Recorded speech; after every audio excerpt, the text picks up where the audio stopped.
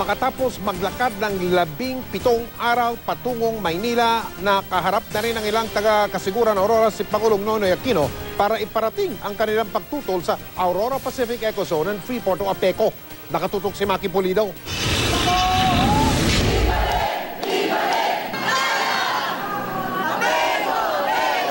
Hindi pa nakalalabas ng gym ng Ateneo de Manila University si Pangulong Noynoy Aquino, nagsimula na ang chanting ng mga magsasaka, katutubo at mangingisda mula Kasiguran Aurora. Kasiguran! Para po sa amin ang APECO, walang matuwid na daw. Walang daan na matuwid sa Aurora! Hindi nagtagal, bumuhos ang emosyon nila. Sa sobrang pag-iyak, nawalan pa ng malay ang isa sa mga magsasaka. Dala na rin marahil ng matinding pagod matapos maglakad ng mahigit 300 kilometro mula Kasiguran Aurora na inabot ng 17 araw, makaharap lang si Aquino. Hiling nila kay Aquino sa dialogo, pigilan ng Aurora Pacific Ecozone and Freeport o APECO na sasakop ng mahigit 12,000 ektaryang lupain.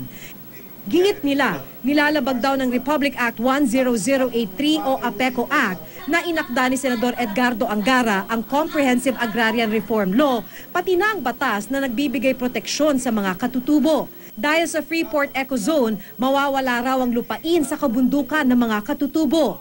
5 komunidad na may 600 residente raw ang sakop ng proyekto ang mawawala ng tirahan at hanap buhay kapag nagkataon. Kailangan po namin ay ang lupa namin pinaghirapan, hindi po ang APECO. Marami na po kasi nangyayari sa amin. Lahat po ipinagbawal na nila. Ang ipinangako ni Aquino, pag-aaralan ng National Economic and Development Authority o NEDA sa loob ng 1 linggo ang proyekto at depende na sa resulta kung ano ang susunod na hakbang ng palasyo.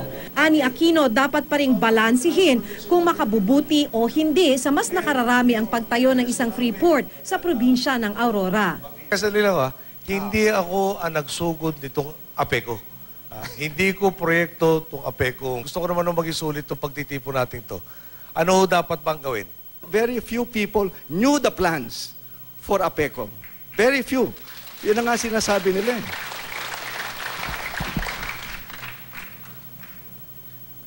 Pinangako naman sa inyo pag-aaralan ulit yung feasibility nito. Pero ulitin ko lang, di ba? Sana buksan natin konti pag-iisip natin at kung gusto natin magkaunawan at magkasundo, bakit hindi mangyayari yun? Pero pag nag-uumpisa tayo, yung pananaw lang natin ang tama, yung alam ko lang ang tama, di ba? Yung puro ako lang. At gano'n ang pananaw natin, hindi tayo mag-aabot sa kasundo maayos. Pero giit ni Senador Edgardo Angara ang nagsulong ng APECO, mahalaga ang proyekto lalo't kakaunti lang daw ang daungan sa lugar na may access sa karagatan na isang major trade route. Wala rin daw katotohanan na daan-daang pamilya ang mawawala ng trabaho at tirahan. There's not 3,000 households within the APECO. 3,000 households siguro the whole of the half of Aurora niyan. So there's a false claim. Ngayon, ilan na displaced na farmers, so-called? 28 families. Why? Because pinagbili nila ang lupa nila. Sa isang pahayag, sinabi naman ni Attorney Malcolm Sarmiento, President at CEO ng APECO, na nakikisimpatya sila sa mga nagmarcha mula Kasiguran. Pero yun daw nagsasabing inagawan sila ng lupa ay mga informal settlers sa lupang pagmamay-ari ng isang eskwelahan at naganap bago pa man maitatag ang APECO. Gayunpaman, isinama na rin daw ng APECO ang mga nasabing informal settlers sa kanilang housing project. 28 pamilya lamang daw ang na-displace ng pagtatayo ng airstrip, pero sila naman daw ay nabigyan ng financial assistance.